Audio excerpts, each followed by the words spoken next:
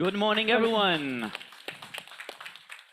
Good morning, everyone, for joining us in presence, and a very warm welcome to everyone joining us online. So this is the first session of this morning. Yesterday, we started with a great opening ceremony, a lot of events already. How good was it? It was wonderful. I really enjoyed it, and I hope you all enjoyed it also yesterday. And I wish you a really good week this week. Absolutely. And shall we make first of all, just to energize ourselves, a very good round of applause for all the organizing team of the World Food Forum for their amazing work they're doing so far. So, welcome everyone to the opening session of the World Food Forum Youth Assembly. And this event is called From Policy to Action, Youth Shaping Global Agri-Food Systems. My name is Andrea Granata, and I'll be co-moderating this exciting session alongside Zineb Amin. And together, we are pleased to take you through an engaging and impactful morning of dialogue and exchange. Thank you so much, Andrea, and hello, good morning to all of you. It's wonderful to see such an engaged audience with here today, whether you're joining us here in the room or from different corners of the world. So today, we shine a spotlight on young people who are not only shaping ideas, but also turning those ideas into action for more sustainable agri-food systems. Exactly. So over the next hour, you'll hear stories and insights from the World Food Forum Youth Assembly, the Youth Policy Board, and experts from FAO. Together, we will explore how to remove barriers and open more doors for meaningful youth participation in policy and decision-making. And just as a reminder, regardless of if you're following us online or here in person in Rome, you can choose to follow this session in English, French, or Spanish. So to begin, it's our great pleasure to invite David Laborde, Director of FAO's Agri-Food Economics and Policy Division, to open this session with his reflection on the importance of youth inclusion and engagement. Director, the floor is yours.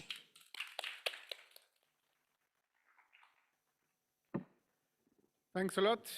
Good morning, everyone, distinguished guests, colleagues, youth leaders, partners, and some friends.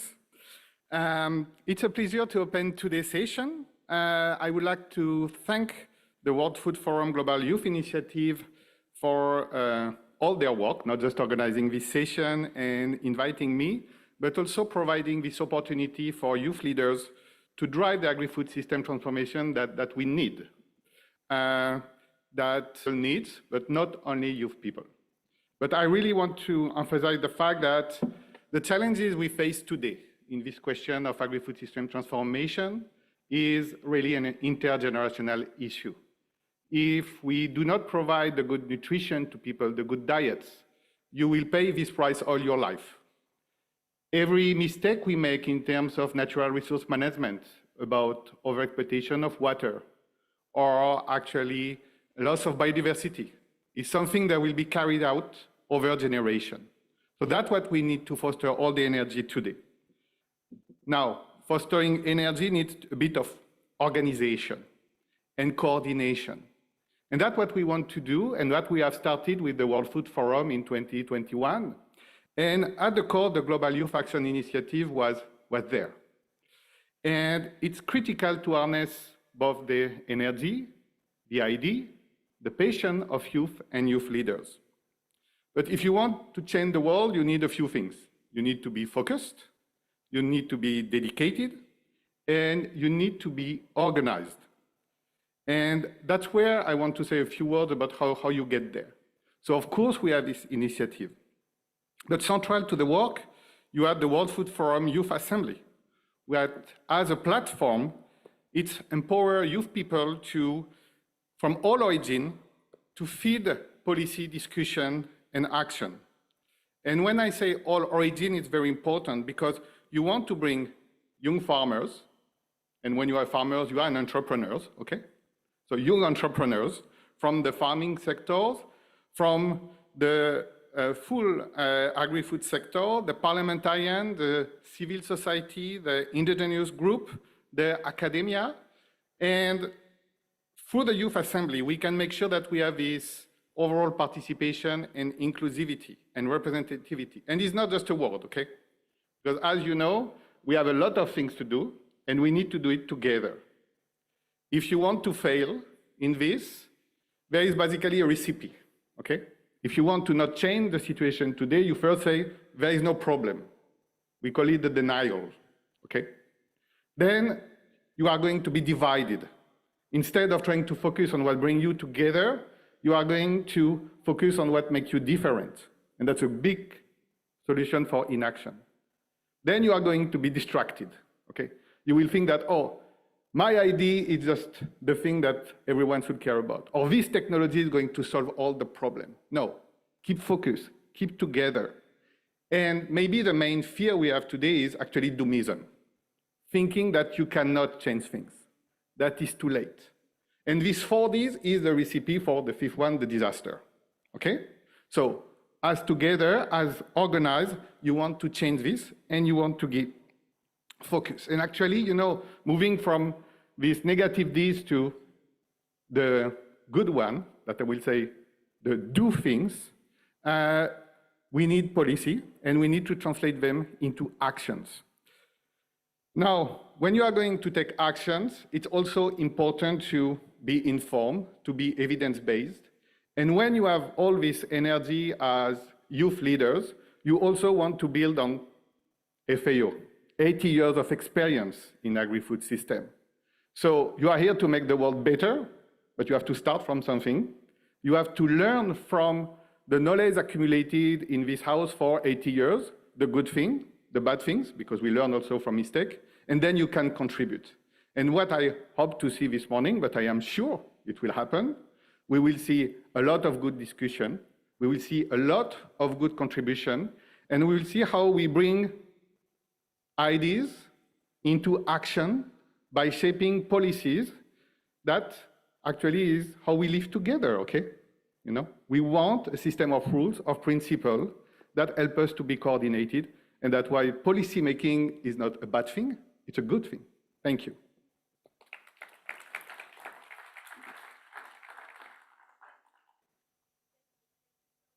David, for your words. You reminded us that the energy of youth, together with science and innovation, can transform agri-food systems and create a sustainable, hunger-free world. Your call to move from policy to action is powerful, and we share your ambition to turn commitments into real change on the ground. We've truly appreciated hearing from you today. And it is now our pleasure to introduce our next speaker, Rabi Raut, Youth Policy Specialist with the Youth Assembly Secretariat. Rabi will guide us through the Youth Assembly's thematic and regional processes and present the work of the Youth Policy Board, showing how, over the past year, the Assembly has turned policy into concrete action. So, Rabi, please, the floor is yours.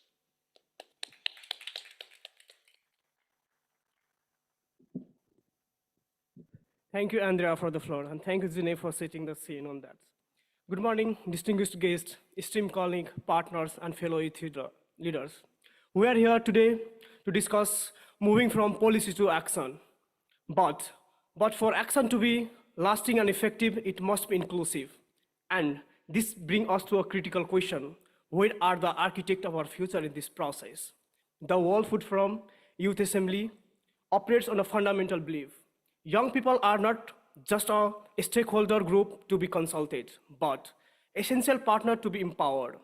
Our mission is to amplify their voices in agri-food system governance, and our vision is a world where youth are at the forefront of building resilient, inclusive, and sustainable agri-food system. So, how do we make this a reality? The Youth Assembly is a unique youth-led platform within the UN system, designed to transform energy and ideas of young people into tangible policies and action. And I want to be very clear here, what youth lead mean for us. While FAO generously hosts the Secretariat, this Youth Assembly as a platform is governed and steered by the Youth Policy Boards, an independent, annually rotating cohort of 34 young leaders from diverse regions and backgrounds. They are actually the architects. They set our priorities, they lead our consultations, and they develop the key outcome document of our process.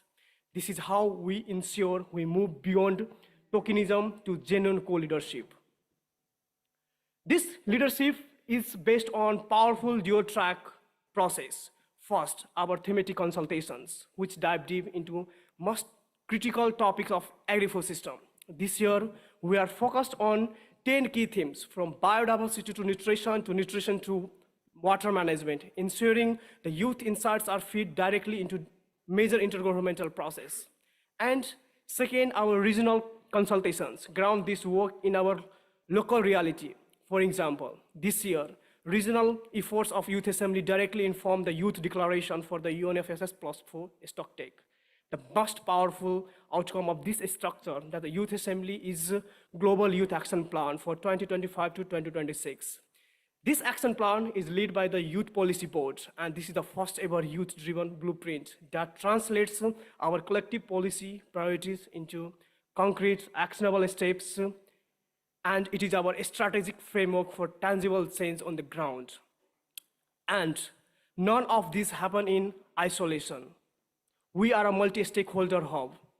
FAO provides crucial strategic guidance, while our young scientist group provides that our policy is grounded in the evidence-based.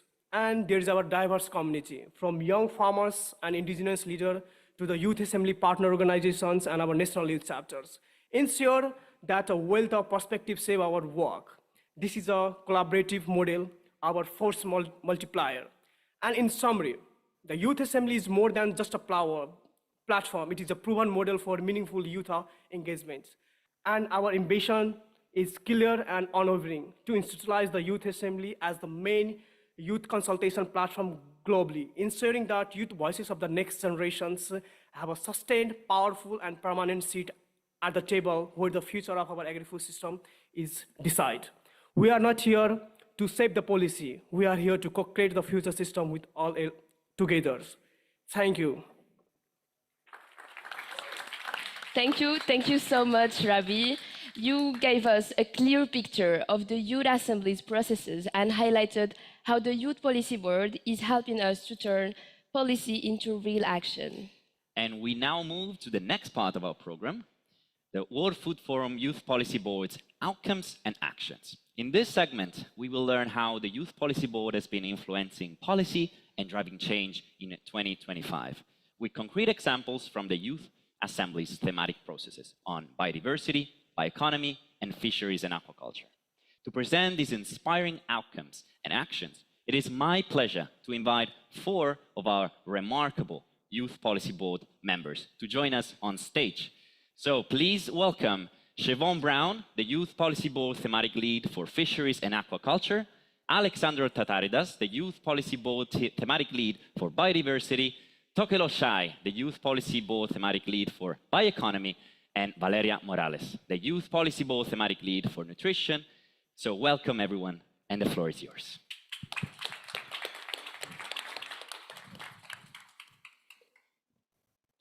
Thank you, Andrea and Zineb.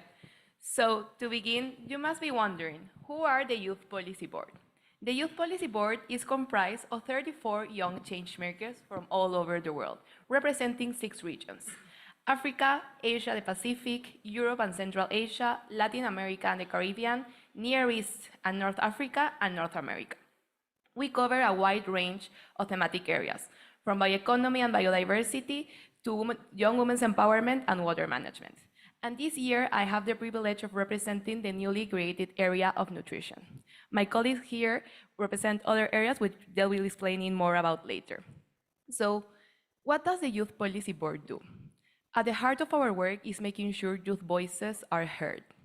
We gather perspective from young people around the world, advocate for them, and work to influence policies so that real change can happen, addressing the challenges that youth face today. We also want to highlight the role of young people in spaces like this one, not only as the future, but as the present. Young people are already taking action, bringing ideas to the table, and driving change. It's crucial to bring these voices to the forefront on these critical issues. From our regions and thematic areas, each of us works to help build more resilient, inclusive, and just agri-food systems from everyone. Often, people think that youth are not interested in these topics, but when we are called, we show up. And here at this event, it's proof that we are more engaged than ever. And this is our role as the Youth Policy Board. We ensure that youth voices are heard and are driving forward meaningful change. Let us begin by hearing about Tokelo's journey and work. Tokelo, over to you. Thank you very much, Valeria.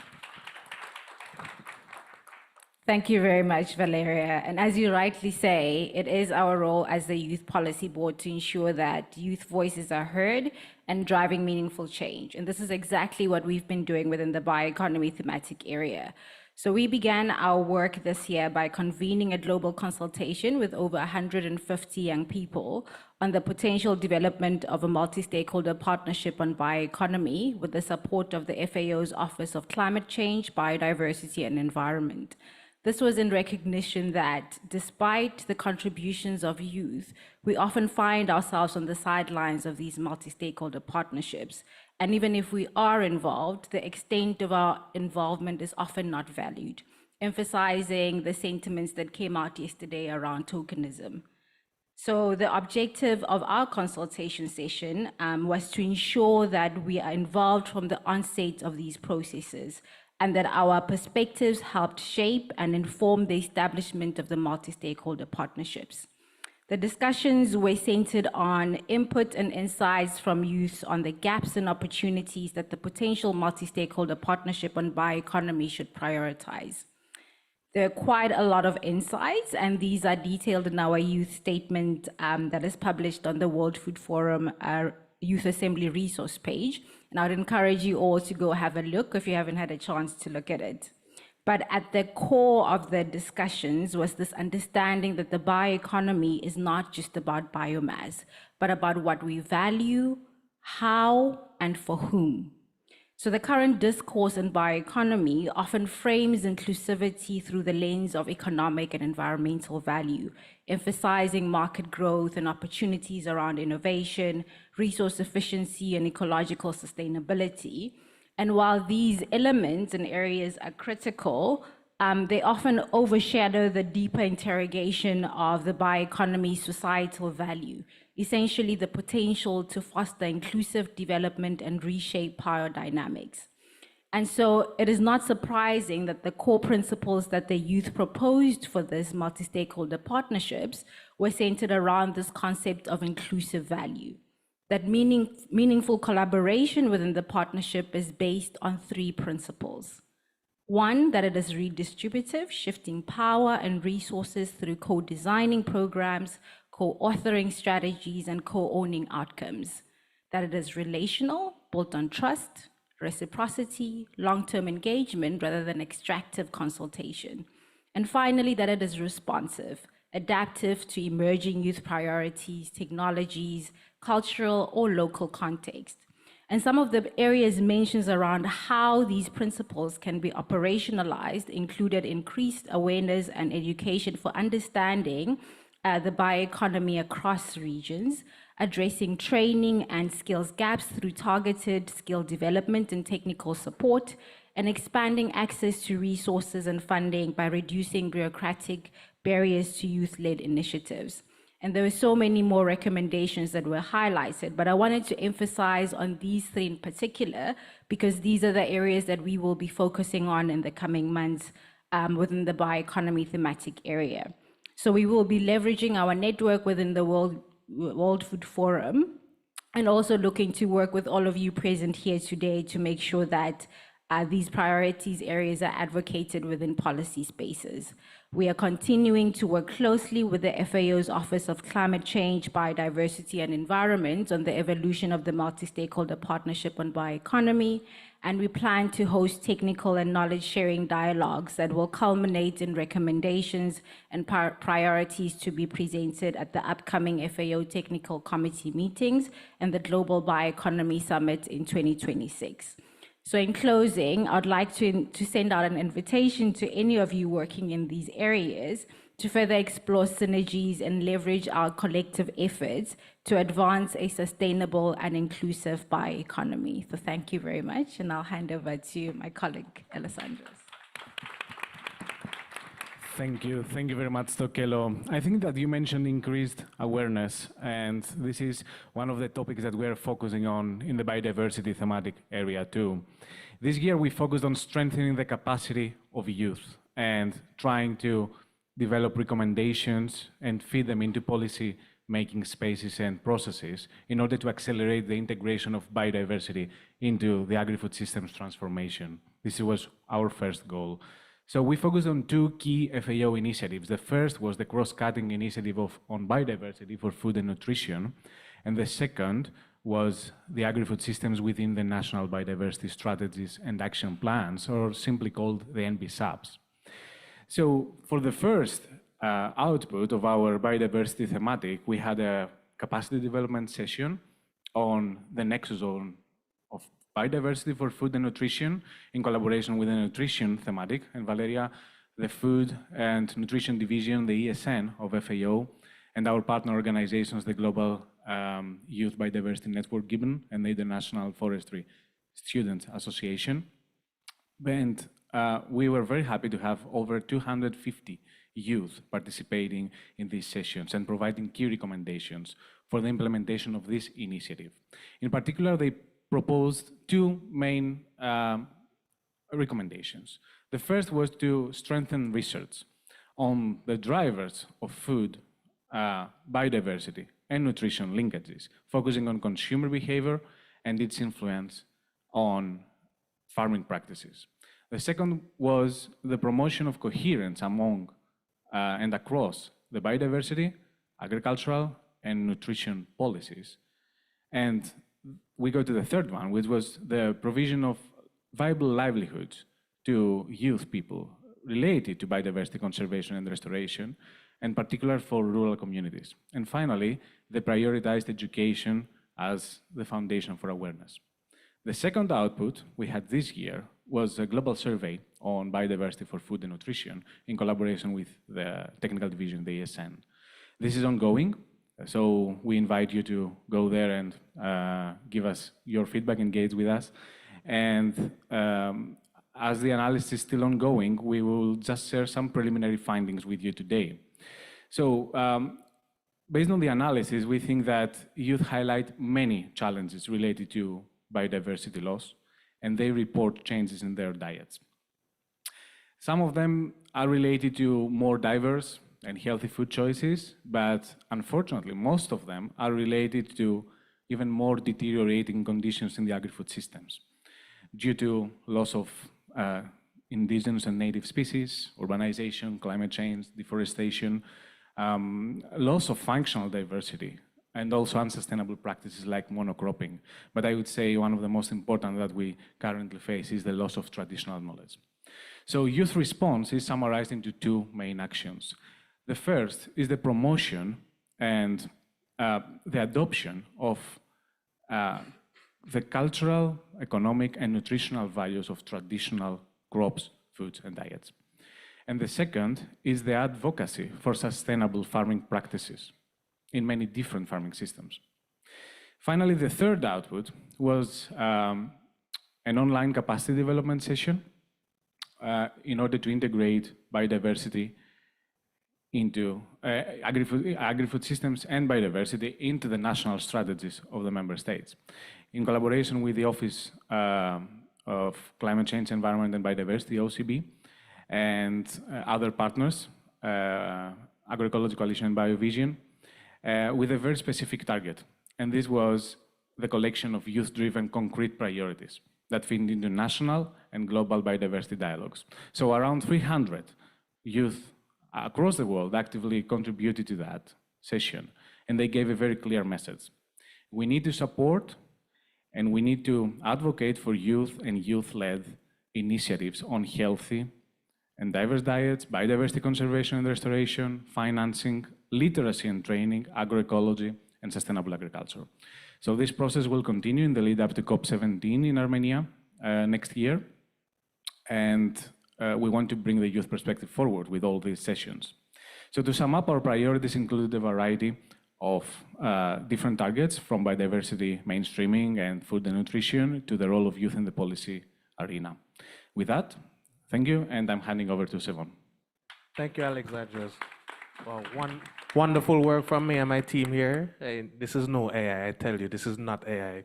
Now, for the fishes and aquaculture theme, The formation of the Global Constituency on Fisheries and Aquaculture marks a bold and inspiring move.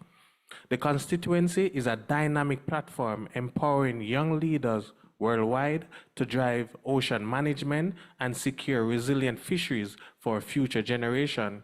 This initiative emerged from a youth-led and inclusive process. It began with a consultation through the 2024 World Food Forum Youth Assembly, where young people called for a global platform to engage in fisheries, aquaculture, and FAO's Committee on Fisheries.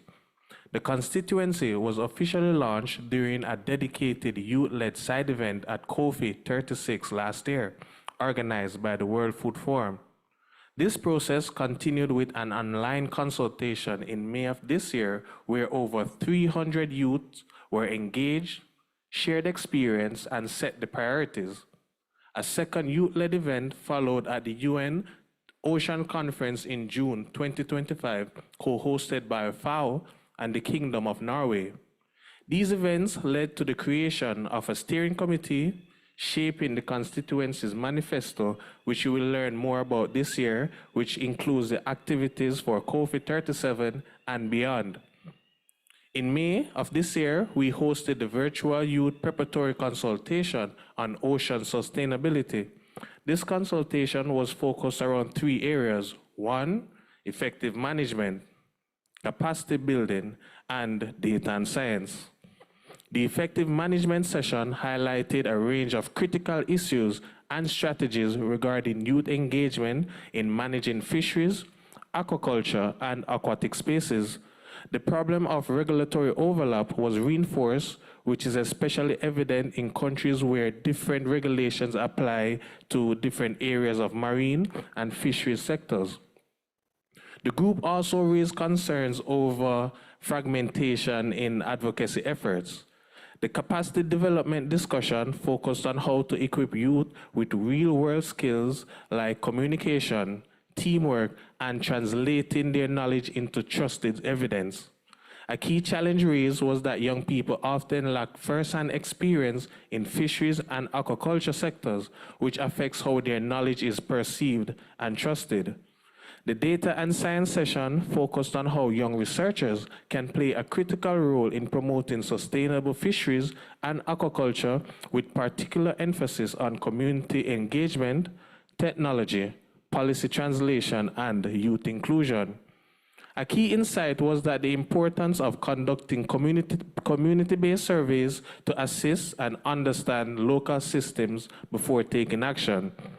By leveraging citizen science and collaborating with local communities, young researchers can gather crucial data and integrate indigenous and traditional knowledge into scientific efforts.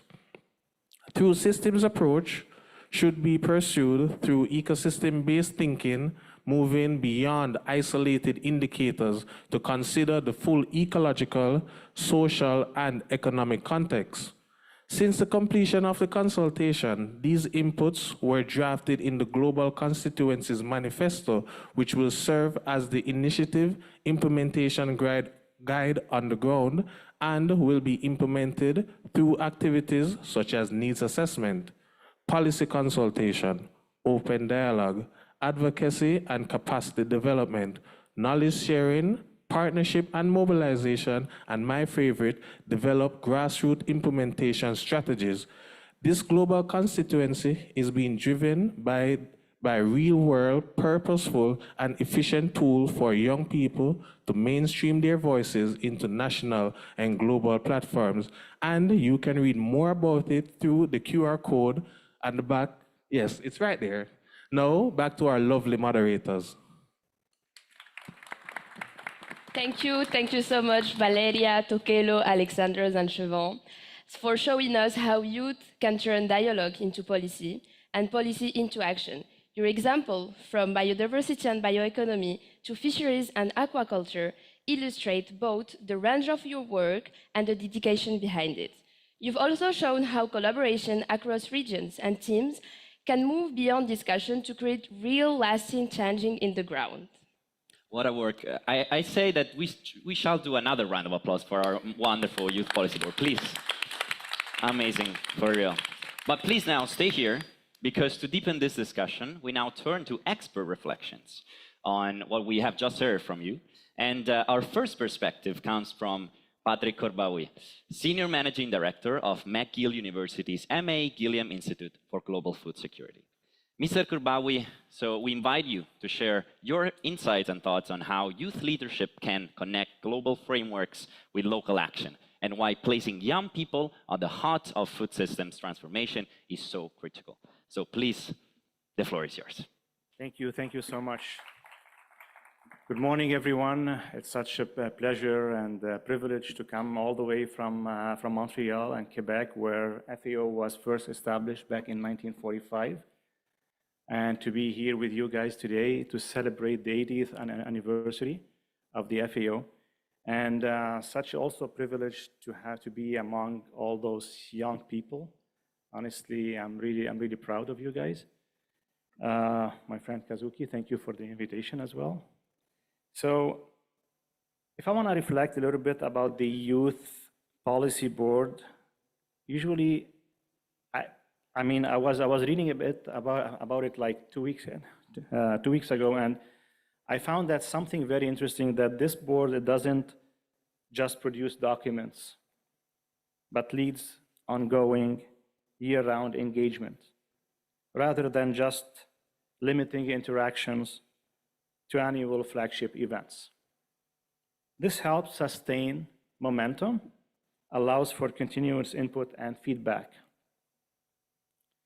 So how can we summarize the role of the youth in influencing policy and driving actions?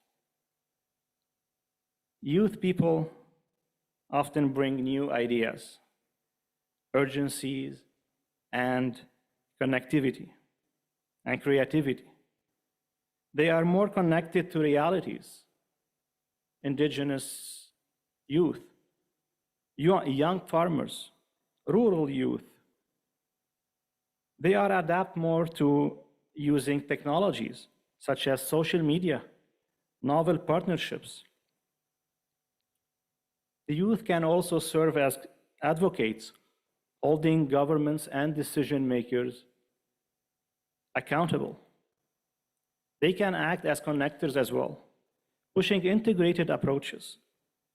Policies today will affect them and affect the future generations tomorrow. So if we're gonna say that putting youth at the heart of the agri-food system transformation is not just an option. It is a strategic, ethical, and practical necessity. So why youth are very important to be put at the heart of this transformative process? Demographically, we know that youth are the majority in many regions and countries. You can't build a food future for the next 50 or 80 years with the voices and visions of yesterday. Youth are also people that are usually innovative and naturally more adaptive to change. Transformation requires fresh thinking, and youth are already designing the blueprints for future food systems. The youth face the greatest consequences of inaction. The impact of failing our food system, starting from malnutrition all the way to climate change, environmental degradation, and so on, biodiversity loss as well, definitely, will fall on young people and the future generations. So the youth must therefore be co-owners of solutions, not passive recipients of inherited crisis. Decisions made today will shape the food, water, and soil, and those are the three natural resources that to produce any kind of food, that youth will inherit tomorrow.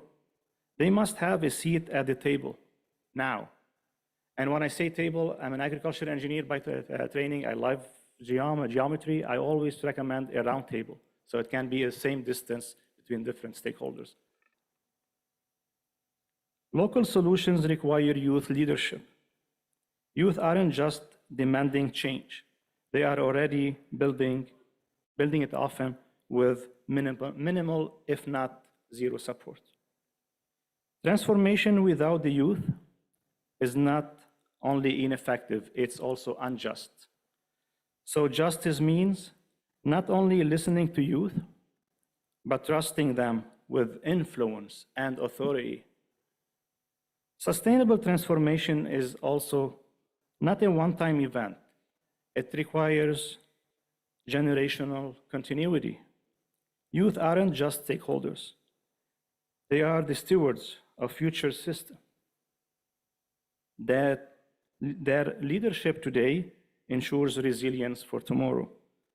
And my final reflection, if we want food systems that are just sustainable, innovative, and future-proof, we must center the very people who will live their outcomes the longest. That means youth at the heart from the start. Thank you so much. Thank you so much, Director. Thank you for highlighting the importance of putting youth at the heart of food system transformation. So before we move on, we would like to bring the discussion back to Valeria Morales. Earlier, Valeria outlined how the Youth Policy Board is helping to turn policy into action. We now invite her to respond to the reflection just shared by Patrick Courtbaoui and to take us deeper into her own journey as a youth advocate, showing the challenges young people still face when trying to have a real voice in policy decisions. Thank you, Zineb, for the floor, and Mr. Courtbaoui for your insights and encouragement. As we've seen over the last few years, youth engagement in global policy spaces has grown significantly. Young people are now being invited to join more conversations, participate in consultations, and even help shape recommendations that guide decisions on our agri-food systems and the planet. And I think that is something that we should celebrate because it shows progress and it shows recognition as well. At the same time, we recognize that there are still some challenges and limitations on this path.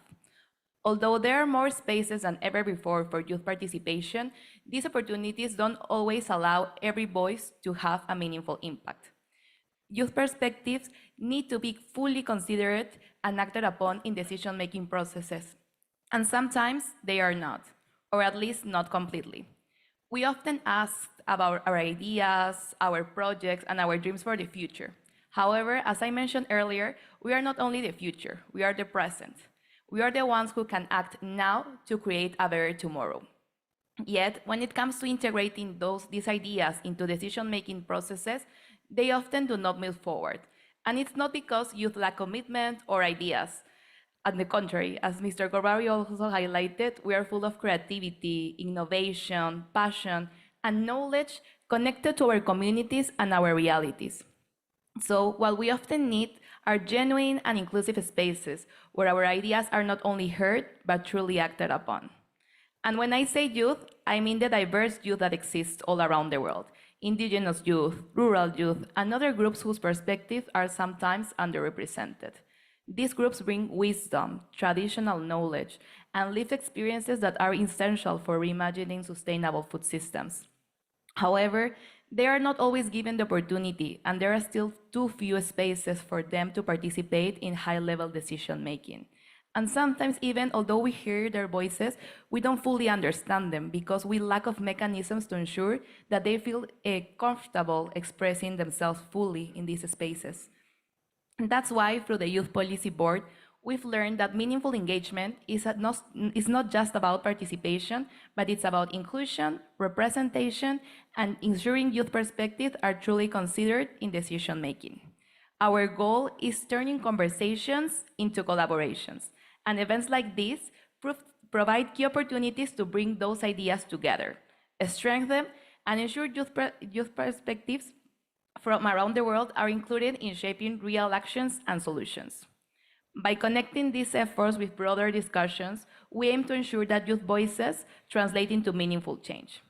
So to bring these ideas together, I think we can focus on three key priorities for youth. First, creating more genuine and inclusive spaces for youth. Second, providing more opportunities, especially for underrepresented groups. And third, establishing stronger mechanisms to ensure that our perspectives are heard, understood, and can genuinely influence the decisions that shape our world. So with that, it's back to you, Andrea and Sinep. Thank you so much. Thank you so much, Valeria, for real, for these thoughtful reflections and for shedding light on the very real challenges that young people encounter when trying to engage meaningfully in policy processes, and also on the heterogeneity that actually the term youth has. And your experience also underscores both the progress achieved and the work that still lies ahead. So, building on this important insight, we now turn to Lauren Phillips, Deputy Director of FAO's Rural Transformation and Gender Equality Division. We invite her to help us to take a closer look at the deeper barriers discussed today and share ideas on how governments, institutions, and partners can create the right conditions and real opportunities for youth to turn dialogue into lasting action. Please, the floor is yours.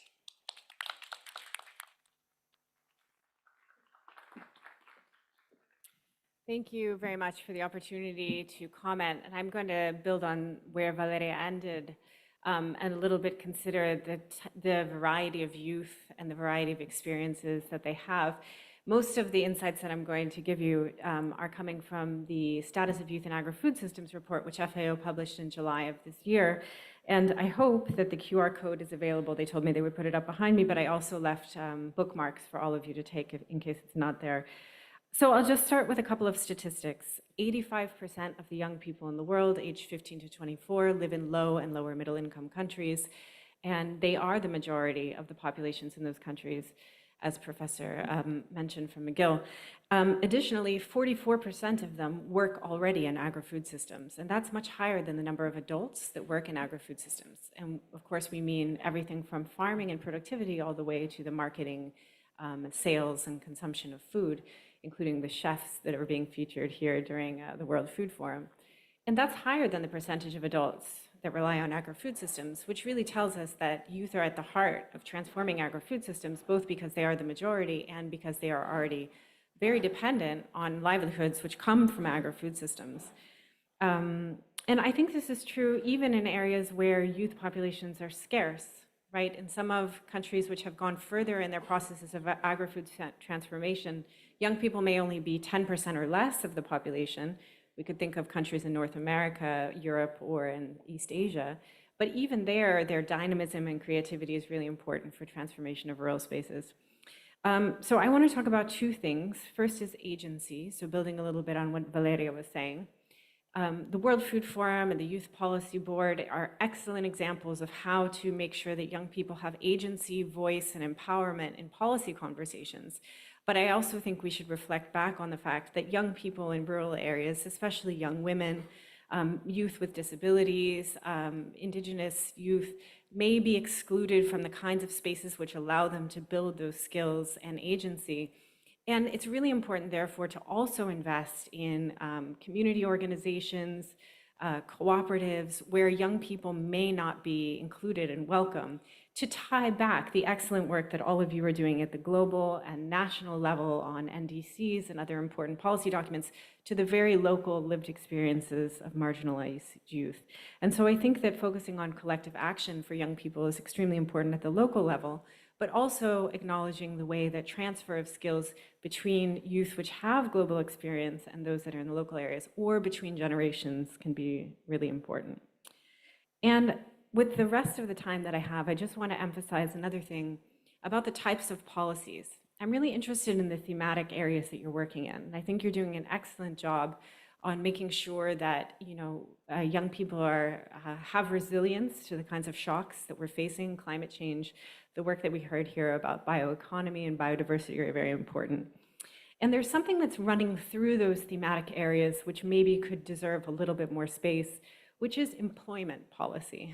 Labor policy is something that we often don't think about. But because so many young people are dependent on agri-food systems for their livelihoods, thinking about policies which affect the quality of jobs, whether jobs are well paid, if they're decent, if people have good contracts, if if young women and young men have equal opportunities, is very important. And what our report, The Status of Youth in Agri-Food Systems, found is that we need two types of policies for labor for young people. The first is that we need a broader enabling environment for agricultural investment and for jobs in agriculture and agri-food systems, which is sometimes missing. So we really need to work with governments to see that the overall policy environment encourages investment in agri-food systems, because that helps to drive job opportunities for the majority of young people who are not necessarily going to be able to start their successful own businesses, though many do, but may be more dependent on jobs for wages in the agri-food system. And the second, I think, is that we need to work on youth-specific skills so that they have better labor market opportunities. And that's a lot of the things I think you all have been talking about: capacity building, specific skills in specific sectors. But those two things, I think, really need to be in balance, and that's one of the findings of our report. So I think I will stop there, but just to say that I'm really impressed with the work that you're all doing. I think that it's fantastic to see so many young people from so many different parts of the world engaging so deeply in complicated policy areas as you are. And I really encourage you to continue building links with local communities, young people who are marginalized, especially, I think, young women, and to work on the broader set of policies which make agri-food systems a driver of global economic change. Thank you so much. Thank you so much for the inspiring and forward-looking reflections. We truly appreciate your time with us here. You showed us how important is it to make youth participation a real part of governance and policy if you want lasting change in our world. Absolutely, Zineb. And her words remind us actually that youth engagement needs to be part of every policy and decision-making process. And this is not something one group can do alone, but it requires governments, international organizations, civil society, and young people, of course, working together side by side. Before moving on, we remind you that you're being provided with this QR code here, and you can check it out. Of course, you can be supported also by our wonderful volunteers, which I would like you to actually have a great applause to, please. Our wonderful team of volunteers. And you can find super useful resources that we've been working on in this QR code, and we'll also come back at it later at the very end.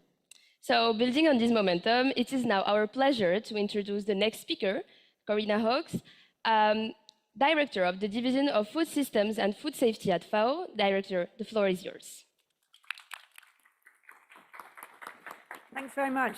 Pleasure to be here, and thanks for your incredibly impressive words earlier. And to all the youth leaders in the room, it's really a privilege to be speaking with you today. I didn't prepare any remarks for this because I deliberately wanted to listen and reflect on what you said.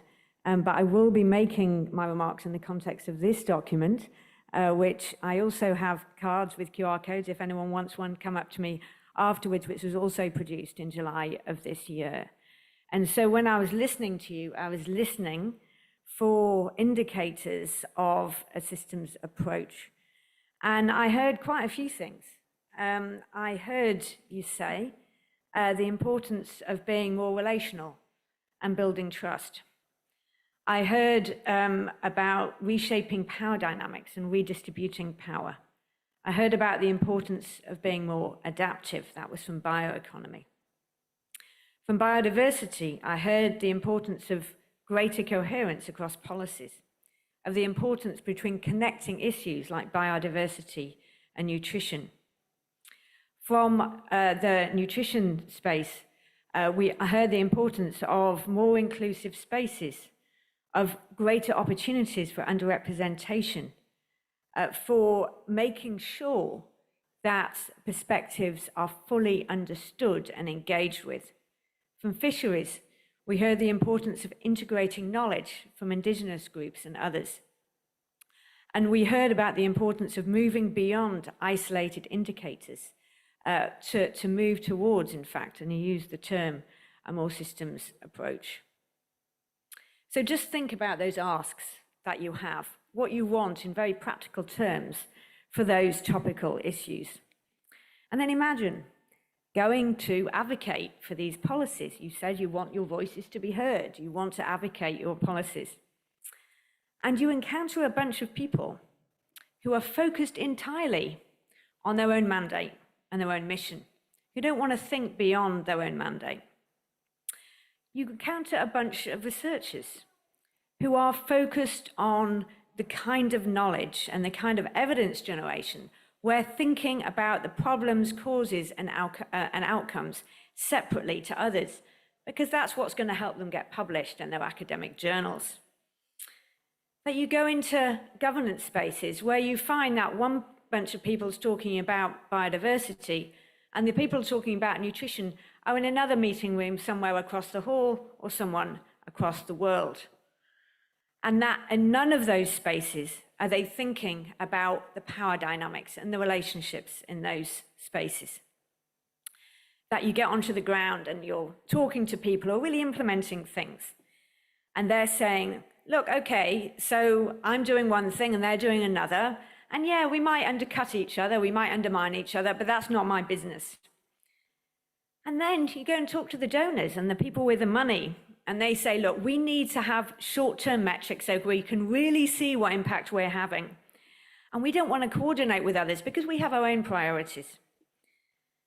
And then you actually start to implement a project or a policy, and you find that there are very rigid procedures around that. You have a log frame, you have a series of metrics through which you want to achieve, and if you don't do that, you're going to get the sack. That describes the 6 ways of siloed ways of working that we spell out in this report. So you go with all of your asks and you see that. That is not a systems way of working. It is the siloed way of working. And while we see huge progress and shifting from siloed ways of working to more systems ways of working, regrettably, there is still a lot of incentives to work in silos. And so what happens then is that you find blockages to the work that you are doing, and we list the blockages here. The linear thinking, the disjointed knowledge, the fragmented governance, the isolated policies and actions, uncoordinating financing and rigid plans, which is what we define as the siloed approaches that create bottlenecks to change here in this document. So that means that what youth want is being stopped by the ways of working that we adults put into place. So we need you to tell us, as the old guys, to work differently. And what I have described cuts across everything that you have said. It is not specific to any one theme or any one topic. It cuts across it all.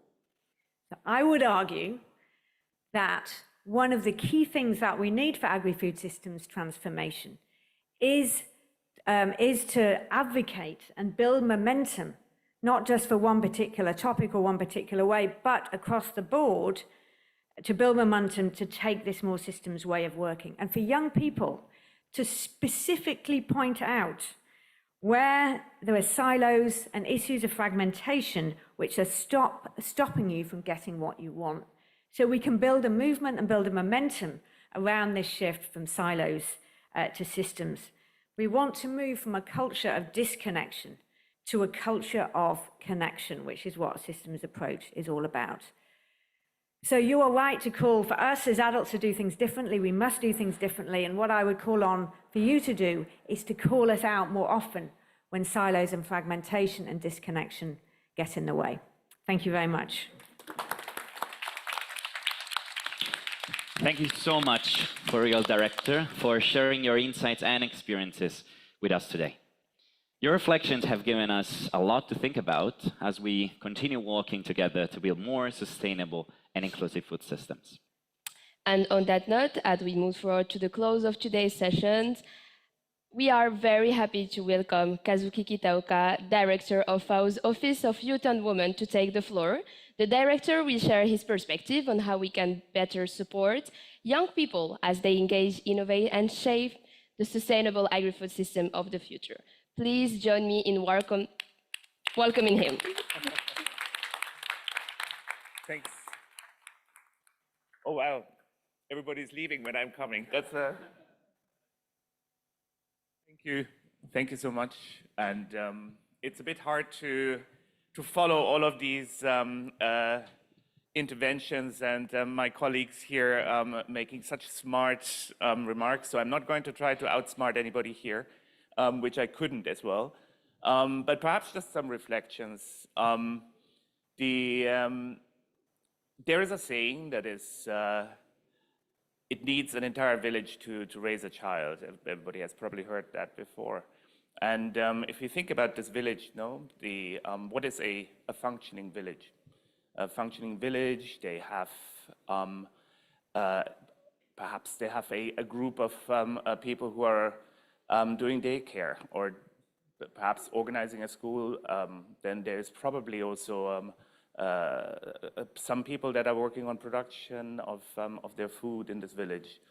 There are other people who are looking at how all of this is being governed and that everything functions, and that this child has all the infrastructure that is around and is needed for the future. And then there are perhaps others that are really smart people and they're thinking about the future and they see that there is a wall missing because a tsunami might be coming. I'm coming from Japan, so I'm thinking of tsunamis.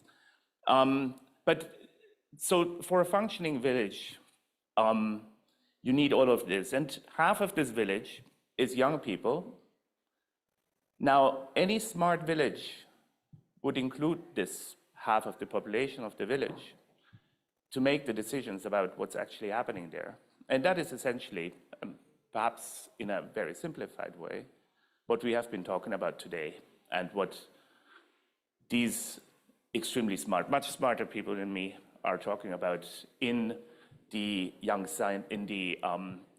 Youth Policy Board and in the Youth Assembly overall. So how can we bring this half of the population now when this village is a global village? How can we bring this half, the half of the population, the young part of the population, more strongly into the governance of this village? And how can we make this systematic in a way that it is that the child, which is all of the work that we are trying to do to make this village a functioning village and it has a future, that this actually works. And I think the Youth Assembly, in the end of the day, is an attempt to do that. And I really would like to invite anybody who is, well, here in the room, but also even more out around the world watching us here, and perhaps also on YouTube in the next weeks and months. Think about all of these important things we heard, all of the different parts of the village, those that are perhaps excluded, those that perhaps are working in silos, and think, how can this institution that we are building here, the Youth Assembly as an institution of young people, be brought in more systematically in all of your governance spaces around the world, at the local level, at the national level, and we are trying our best here also at the international level, which is a bit a complex one sometimes. But these are just some final thoughts that I would have here. Let's make this global village in which we are, where we are sharing resources, where we are sharing challenges, and where we are sharing one planet, somehow functional, so that we have a common future and that we're working here hand in hand between young people and those that are young at heart for a functioning village in the future. And with that, back to you guys. And thanks so much. This was very inspirational for me.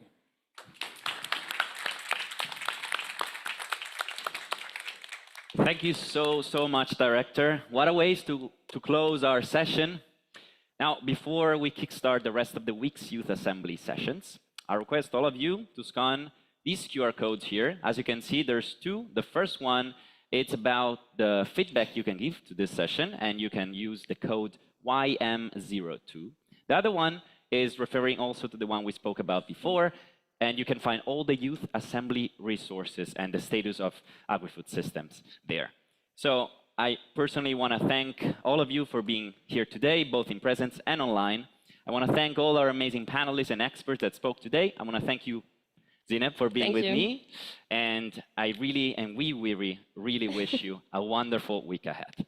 Thank you so much, everyone. Thank you.